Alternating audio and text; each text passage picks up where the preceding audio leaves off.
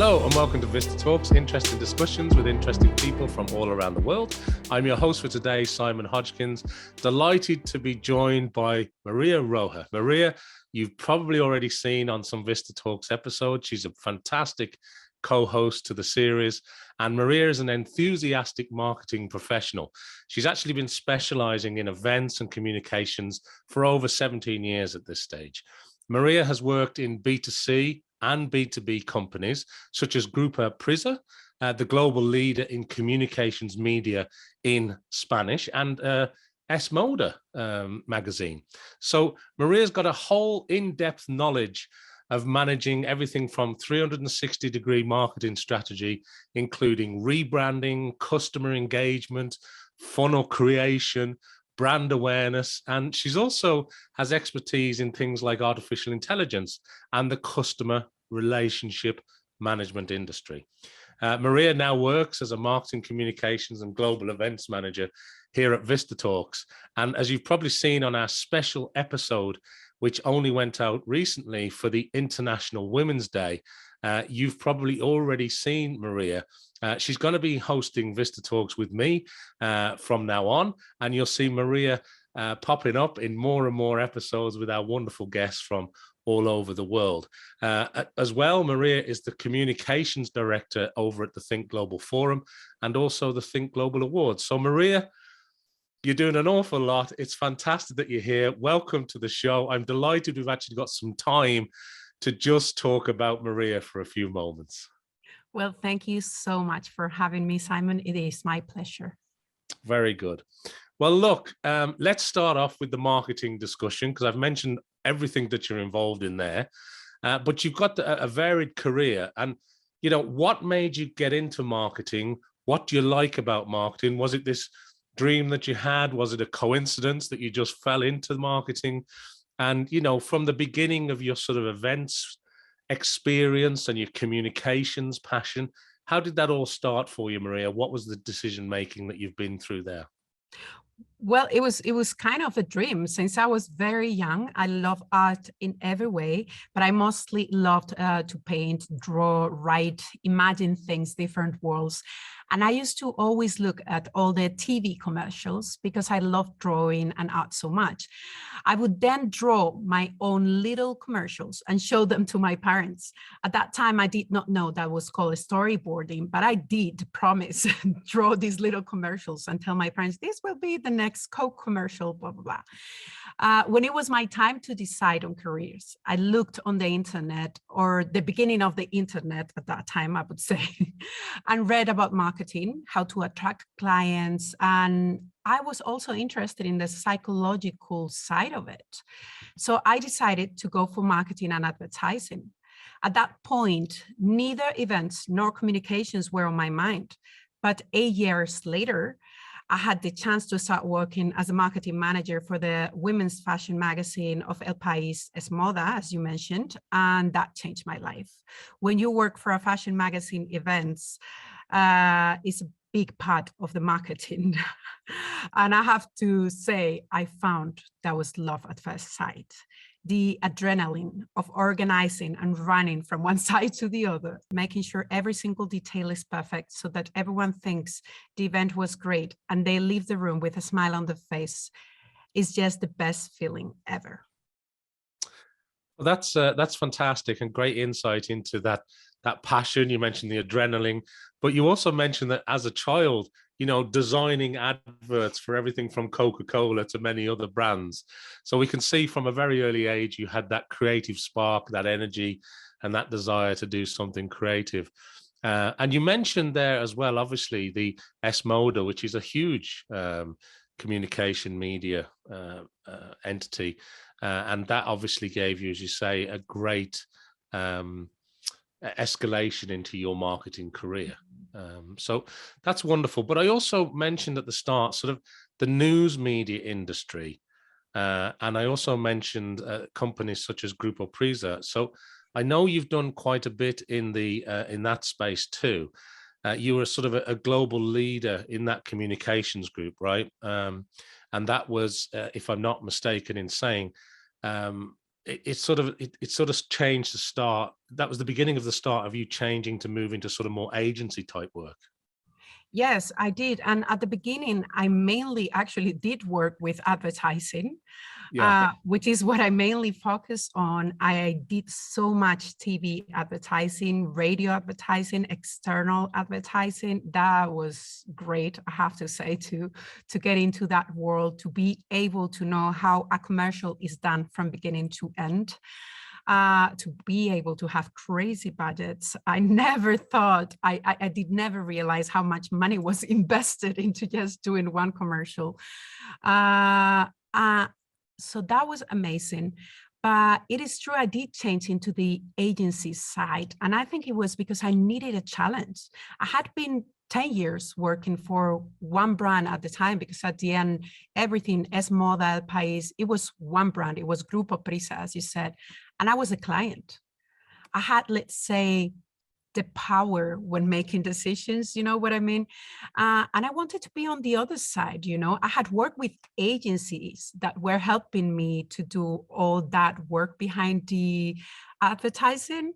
And I wanted to be able to handle that work. I wanted to be able to work with different brands, not only one brand, not to be only handling one big name, but different names, you know, to be able to work with different industries and not only the news media.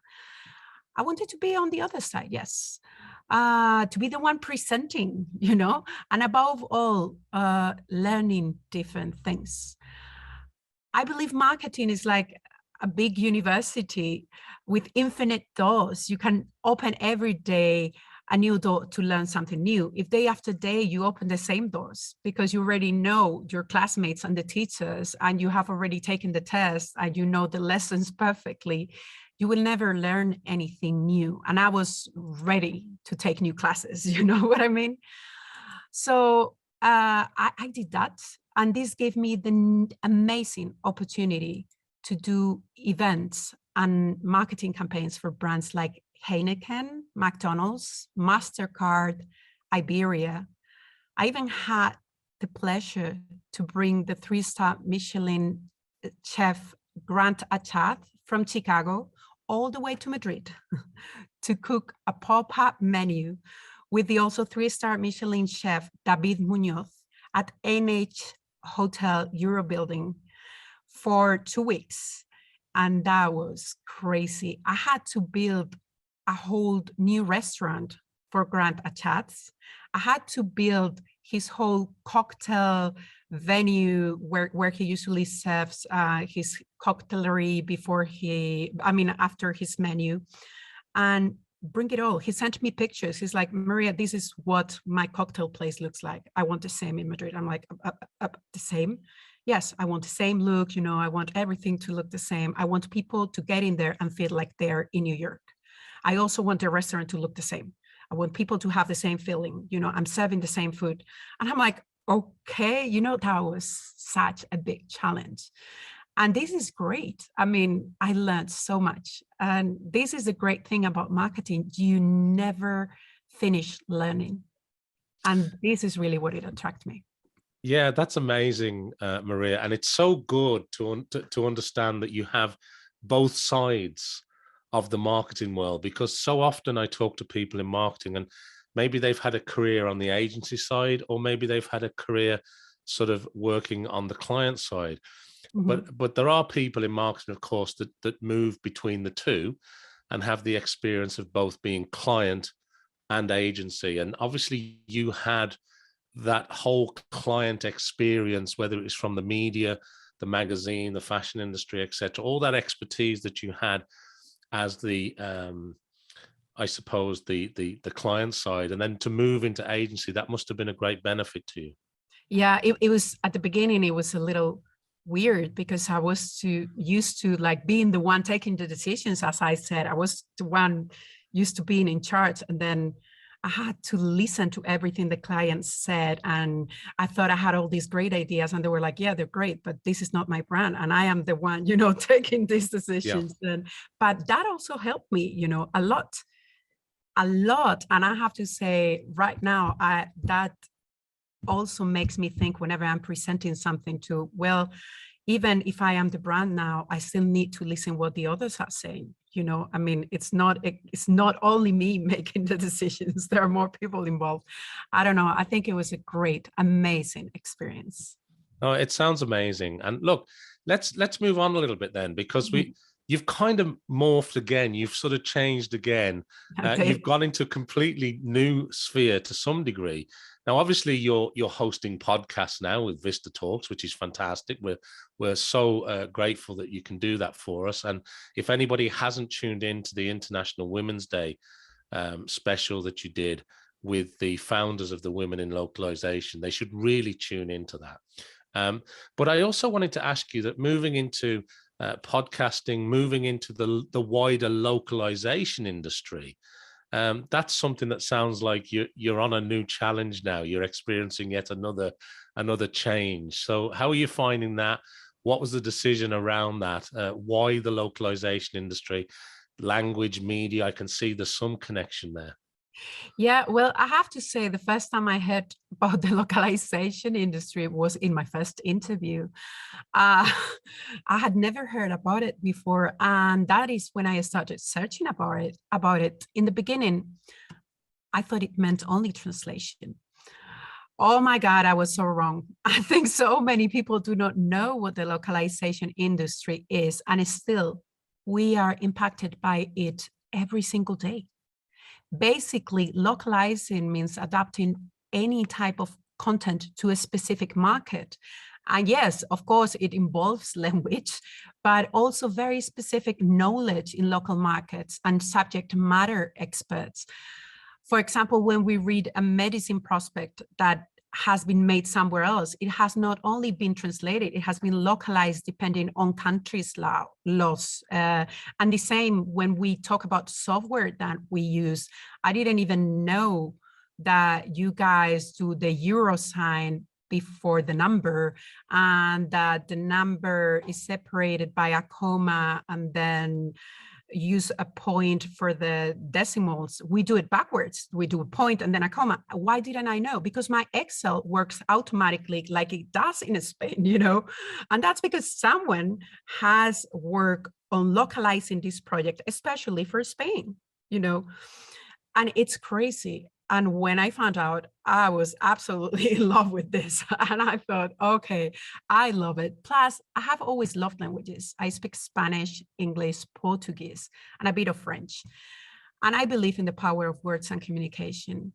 And what best than to work in an industry that helps the world to be closer by helping us to understand each other better. That's wonderful, Maria. Wonderful. Thank you for sharing that. I want to jump back a little bit as well, because I mentioned the International Women's Day and your discussion that you had with Anna and Eva and Sylvia, the founders of Women in Localization. But I'd like, if you don't mind, could you maybe just explain a little bit to the audience in terms of what that was like, what you sort of discussed during that, because I thought it was a fantastic special episode that you hosted there. Would you mind just sharing a little bit about that? Oh my God, that was absolutely amazing. I want to thank you, VistaTech and VistaTalks, for giving me this opportunity. I have to say I was a little nervous at first because Anna, Eva, and Sylvia are so amazing, and they have done so much for women in the localization industry. But the conversation was great. It was very fluid. They made it so easy for me.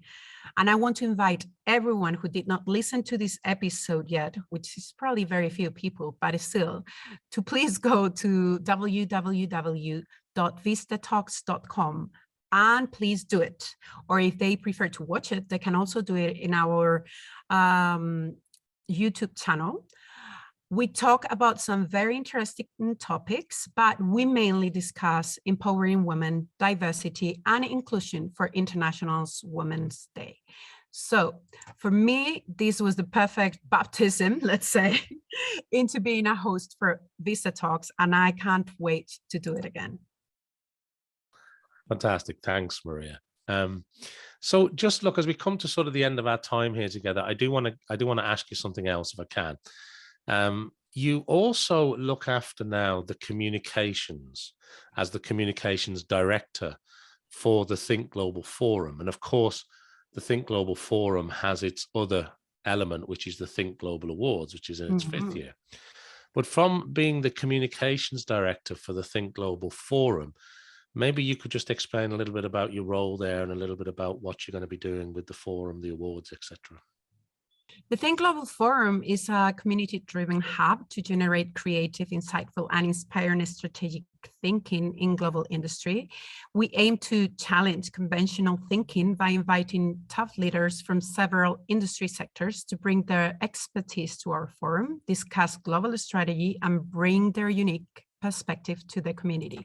We have already done the Think Global Forum World UX, which was an absolute success, and are planning our next Think Global Summit for the second semester of the year. So we hope to see you all there. Also last year, we launched year 5 of our Think Global Awards, and last month we published the shortlisted. I have just been amazed by the number of entries we had from all over the world, companies, individuals. It was just incredible. In April, 20th of April, we will be celebrating the Think Global Awards ceremony. Can't wait for it. Yeah, thanks, Maria. It really has been something special, hasn't it? So it's great to see such a variety of people have applied for the awards for year 5 from all over the world, you know, whether they've been individuals, communities, non-profits, huge global brands, and everything in between. It's mind-blowing how it grows every year. It's such a I'm so proud that we have that, because it's been so fantastic, and the trajectory over the last 5 years and the people that are involved in it are just incredible. So it's wonderful. And Simon, thank you to all the judges. I forgot to say that they did an incredible job. I'm sorry, I had to say that.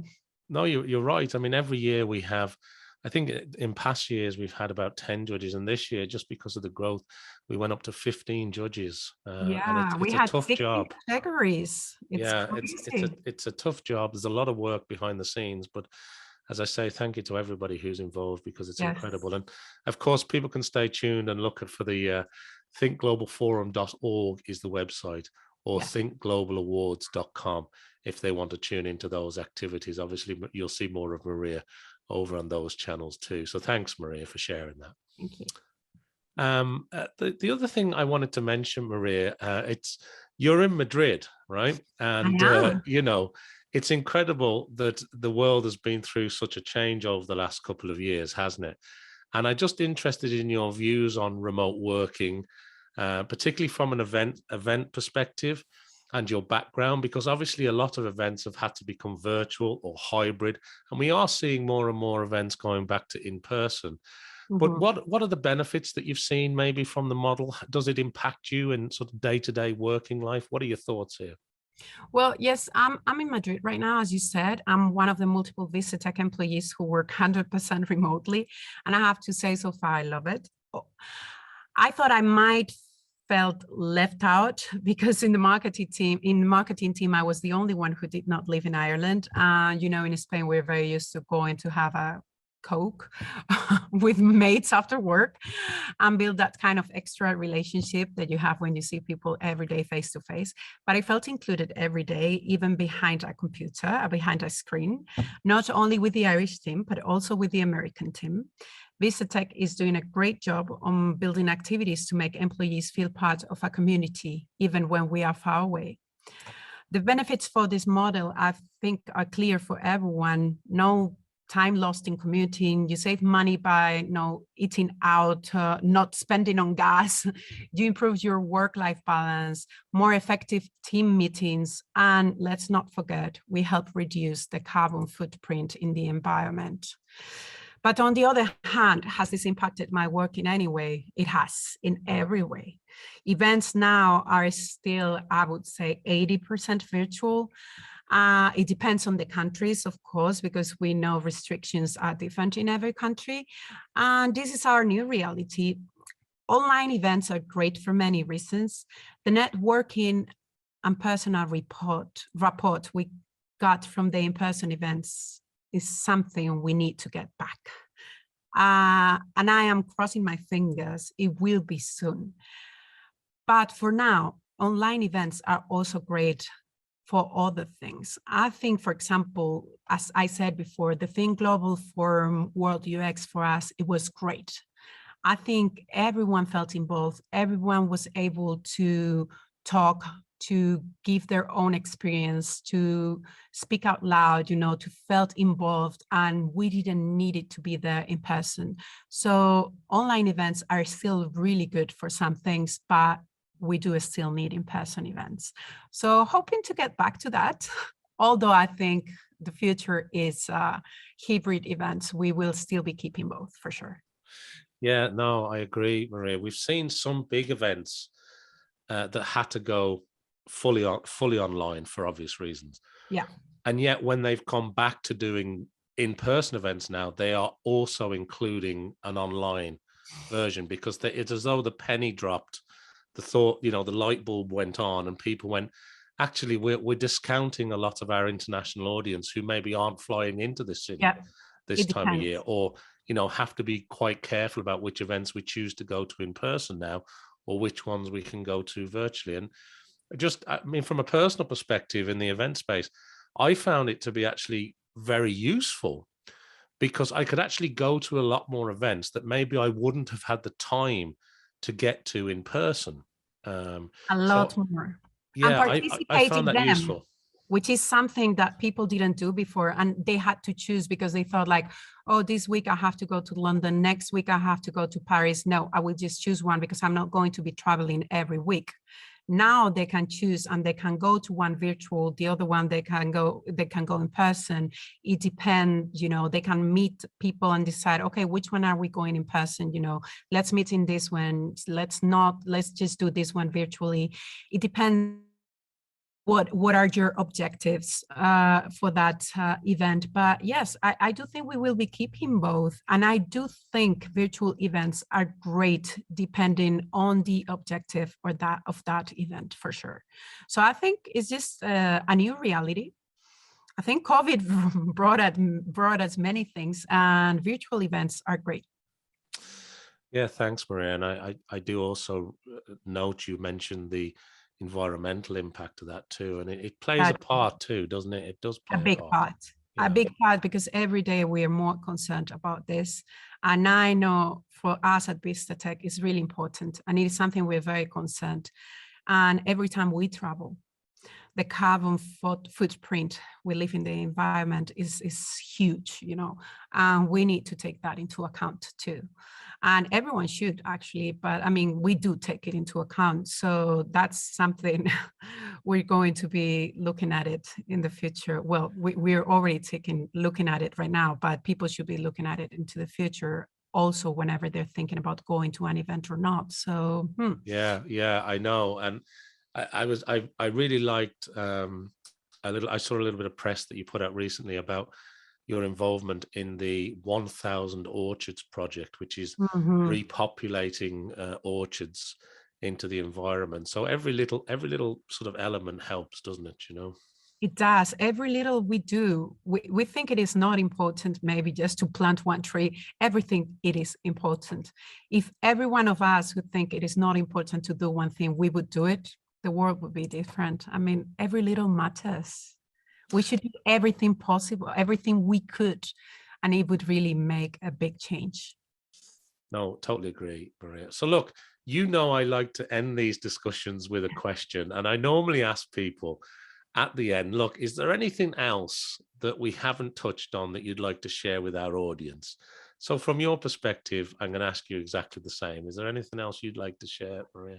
Well, I actually do. Please, if you're not already following VistaTech, VistaTalks, and Think Global Forum on LinkedIn, I invite you to do so. We will keep you updated on our latest news and events. I promise fresh content, blogs, forums, podcasts, webinars, and much more. So please follow us. Well, I think that's a great note to end on. It's great to talk to you, Maria, and it's great for people to get to know you a little bit more, and I hope we've achieved that today. Great. Thank you so much for having me, Simon. Well, look, that's the end of today's show with Maria Roa. Please make sure to tune in again to see and or listen to the next VistaTalks, where once again, we'll be discussing some interesting topics with interesting people from all around the world. Thank you very much, Maria. Thank you.